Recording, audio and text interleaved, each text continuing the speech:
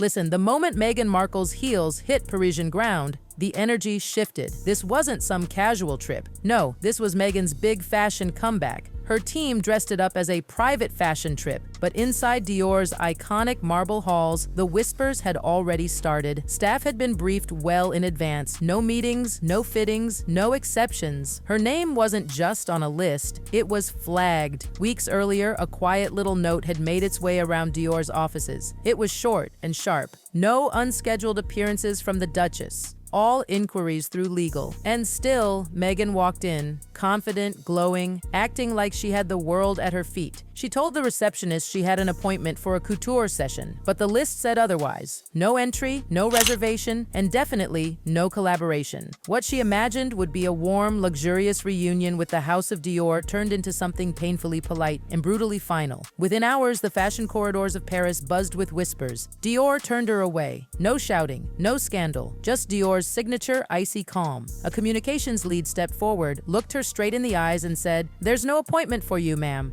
Have a pleasant day. That's it. Done." For Meghan, it wasn't just a scheduling issue, it was humiliation. Months of behind-the-scenes pitches, all flushed away in a single moment. You see, Meghan and her team had gone all in. Multiple pitch decks, sleek presentations. She wanted to be the face of Dior, a new Diana with a rebellious twist, a modern symbol of elegance and legacy. The proposals were glossy, ambitious, and bold. But inside Dior, the execs weren't buying it. One of them reportedly said something that stung like a slap. "We dress legends. We don't create them out of controversy." And just like that, Meghan's name was quietly deleted from their contact lists. That oh-so-polite rejection she got at the door, it wasn't random. It was the final act of a decision made weeks earlier. Then came the receipts. Leaked communications proved Meghan's outreach had been going on for months. Her last proposal even compared herself to Princess Diana, elegance reborn for a new generation. That, right there, was the breaking point. Dior's board wanted no PR storm, they wanted distance. Behind those luxurious closed doors, Dior's decision was swift. Blacklist her, no future collaborations, period. And once Dior made that call, other luxury labels quietly followed. Then came the twist. While Dior tried to keep everything hush-hush, suddenly, almost magically, social media exploded with posts praising Meghan's Dior style. Same captions, same hashtags, too identical to be a coincidence. Dior's internal team traced the activity back to agencies linked to Meghan's PR machine. It looked like a desperate attempt to create an illusion of affiliation. That was the final straw. Dior sent a short line to editors across Europe. Dior has no current or planned partnership with the Duchess of Sussex.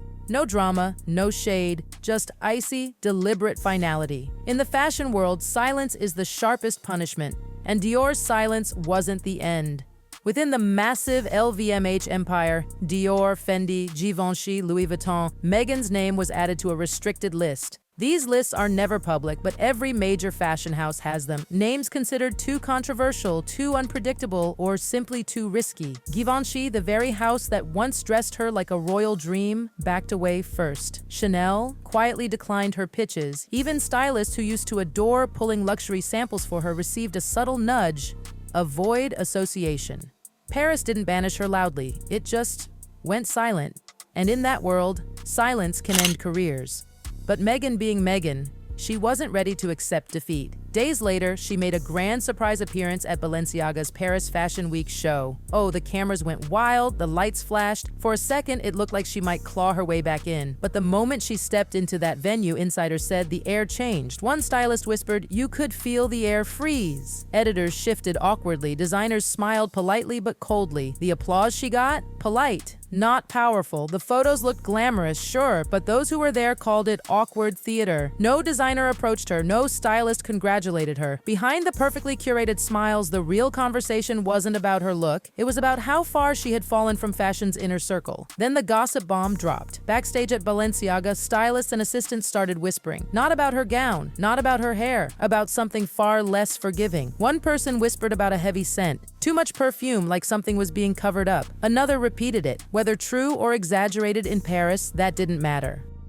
Fashion gossip moves faster than perfume in the air. Within hours, messages flew between brand staffers across the city. Some dismissed it as cruel, others said it reflected the tension she brought into every room. It wasn't about hygiene, it was about energy. Paris can forgive arrogance, it can forgive scandal. But when someone brings in a heavy, suffocating atmosphere, literally or figuratively, Paris never forgets. And then came the moment that flipped unease into outrage. After leaving the show, Meghan was spotted filming near the Pont de l'Alma tunnel, the exact place where Princess Diana's life ended. Her team said it was just a scenic drive, but Paris didn't believe that. Meghan herself had compared her story to Diana's in the past, so this choice of location felt intentional. Too intentional. For Parisians, this wasn't bold, it was sacrilege. Whispers swirled. She's trying to reclaim Diana's story for herself. For those who remember that night, the tragedy, it was tone-deaf and morbid. A former Dior stylist summed it up perfectly. Diana's legacy belongs to memory, not marketing. And just like that, Meghan's fragile image in Paris cracked wide open. By the end of Fashion Week, the fantasy had collapsed. What looked like a comeback was actually a mirror showing just how far she had drifted from fashion's core. Balenciaga hadn't even dressed her for the event. The outfit,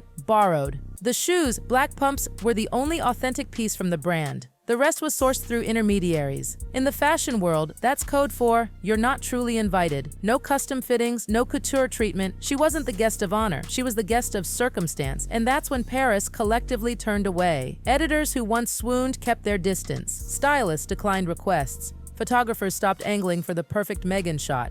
Not out of cruelty, out of quiet rejection. Because in Paris, they don't throw you out. They just stop looking up when you walk in. When Meghan boarded her flight home, the cameras still flashed, but the warmth behind them, gone. Paris had decided the Dior debacle wasn't just a one-time embarrassment. It was a symbol of something deeper, the illusion of belonging. She came to France believing couture could restore what controversy had taken. But fashion doesn't bend for narratives. Fashion exposes them. Meghan wanted to echo Diana's aura, but Paris saw it as performance, not presence. And in the ruthless elegance of Parisian fashion, performance without authenticity is just costume. She arrived as the Duchess who once captivated the world. She left as the woman who tried too hard to be part of a world that had already closed its doors. In the end, Paris didn't scream. It didn't boo. It whispered. Then it went quiet. An editor at Le Figaro summed it up in one cutting line. The difference between Diana and Meghan was never just grace. It was truth. By the time her plane lifted off the runway, the whispers had solidified into something colder. Conclusion: Meghan Markle didn't walk out of Paris as fashion royalty. She walked out as a cautionary tale. Because in the world of high couture, admiration isn't demanded, it's earned. And Paris decided she'd earned just one thing: distance.